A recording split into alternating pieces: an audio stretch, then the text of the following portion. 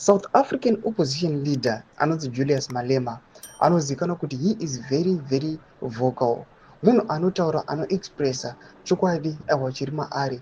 Ubuda achudza macitizens emunyika yeZimbabwe kuti aiwa, you guys don't be cowards, you guys aiwa musava reluctant kana muchinyatsoziva kuti you have the chance to exercise your rights. Sandapinda mashoko anoda kutogwa panapa aiwa naJulius Malema aiwa ite rally munyika mavo ndokuti bosubscribe like on the bell icon. Tipinda panapa tuna Change Radio ino ichiposta this video ramuri kuona raJulius Malema raonekwa chinzi Julius Malema addresses Sharpeville rally. Panapa anobuda kutaura mashoko achiti South African opposition leader Julius Malema has said that Zimbabweans must stop being cowards. He said Zimbabweans in South Africa must go home to Zimbabwe and confront Emmerson Mnangagwa.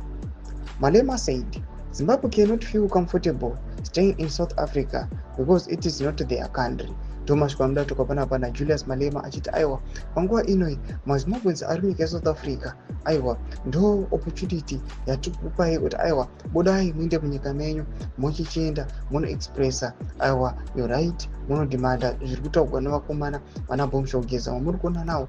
They are calling for the designation as the most important figure, the Zimbabwean leader. Panguva ino achiti aiwa don't be cowards, musatyidzirwa ende musavhunduka, achiti aiwa take action aiwa muexecute your right. Mashoko anobuda kutogwa panapa vanhu the opposition leader wemunyika yeSouth Africa yatinoona kuti aiwa chitiko chinyatso kutora attention yevanhu, vanhu vanyatso kuona kuti aiwa kunyange nevanhu vekunze nhai vanotofolawo zvinenge zvichiitika munyika yeZimbabwe, vachitoona nemapower crisis nemadynamics anenge achiitika munyika yeZimbabwe. Panguva inei vachiona kuti vana Bomshogeza, mawar veterans nemamwe masections at the military ari kususpectwa kunzi aiwa they are also calling for the designation yemutungamiri wenyika. Panguva inoi this call aiwa nyatso kuonekwa kuti aiwa iri very very critical.